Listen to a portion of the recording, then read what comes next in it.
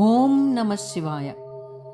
మహాశివరాత్రి సమస్త జీవకోటి శివుని వైభవాన్ని అనుభవించే పవిత్రమైన రాత్రి. మాఘమాసం చల్లని గాలి వీచే ఒక పవిత్రమైన రాత్రి. ఆకాశం నిశ్శబ్దంగా ఉంది. నక్షత్రాలు మెరిసి భూమి మీద ఏదో దివ్యమైన శక్తి దిగి వస్తున్నట్టుంది.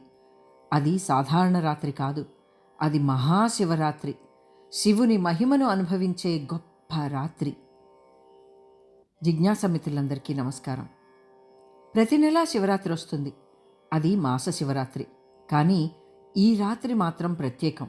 ఇది మహాశివరాత్రి.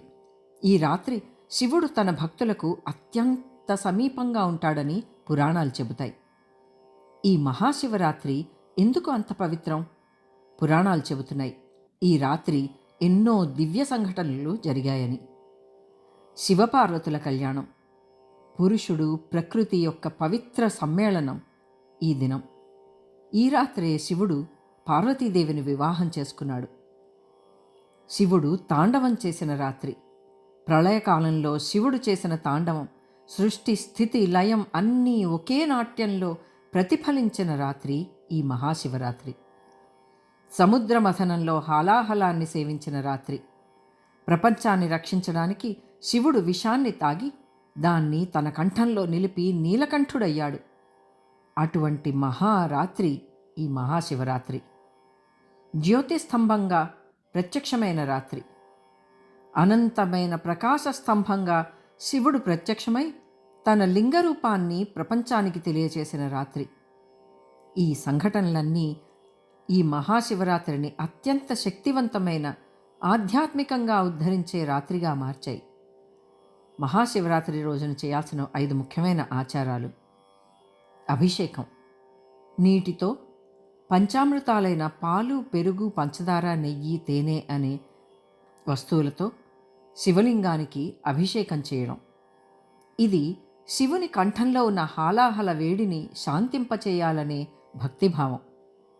జ్యోతి స్తంభంగా ప్రత్యక్షమైన శివుని ఉష్ణాన్ని శాంతపరిచే ఆచారం. బిల్వదళాలతో అర్చన. బిల్వదళం శివునికి అత్యంత ప్రీతికరం. బిల్వదళం యొక్క 3 ఆకులు శివుని 3 నేత్రాలకు ప్రతీక. అది శివుని తేజస్సును శాంతపరుస్తుందని శాస్త్రాలు చెబుతాయి. ఇక ఉపవాసం. ఈరోజు ఉపవాసం అంటే శరీర మనస్సుని శుద్ధి చేయడం. పాలు, పండ్లు ఇటువంటివి తీసుకుంటూ మనసును శివధ్యానంలో నిలిపే ఆచారం. జాగరణం. ఈ రాత్రి నిద్రపోకుండా శివుని స్మరణలో ఉండటం. శివుని శక్తితో మన చైతన్యం మేల్కొనే రాత్రి ఈ మహాశివరాత్రి. ఇక ధ్యానం. ఓం నమః శివాయ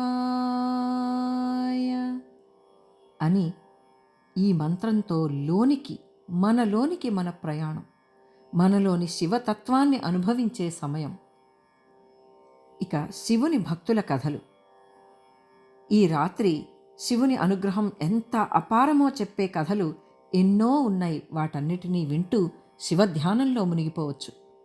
ఆ కథలలో ముఖ్యమైనవి భక్త కన్నప్ప. తన కన్ను కూడా అర్పించిన అచంచల భక్తుడు భక్త కన్నప్ప. మార్కండేయుడు. మరణాన్ని జయించి శివుని కృపతో చిరంజీవి అయినవాడు ఈ మార్కండేయ మహర్షి. శ్రీకాళహస్తీశ్వర కథ. సాలీడు, పాము, ఏనుగు ఈ జంతువులు కూడా శివుని భక్తులే అని నిరూపించిన అతి పవిత్రమైన కథ. అర్జునుడు, రావణుడు వీరి కథ. దేవతలైనా రాక్షసులైనా శివుడు నిజమైన భక్తిని మాత్రమే చూస్తాడు అని నిరూపించే కథ.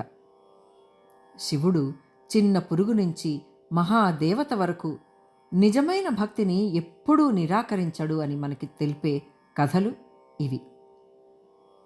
ఇక ఇంట్లో శివలింగం ఉంచుకునే విధానం. శివలింగాన్ని ఇంట్లో ఈశాన్య దిశలో ఉంచాలి. అభిషేకం చేసే నీరు ఉత్తర దిశగా ప్రవహించేలా యోనిభాగం ఉండాలని శాస్త్రాలు చెబుతున్నాయి.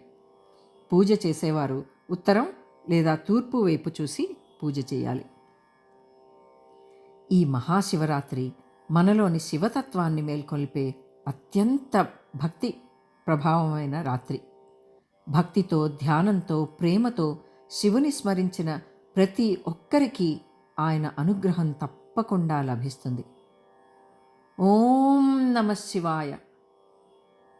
లోకా సమస్త సుఖినో భవంతు, సమస్త సన్మంగళాని భవంతు. ఓం శాంతి శాంతి శాంతి.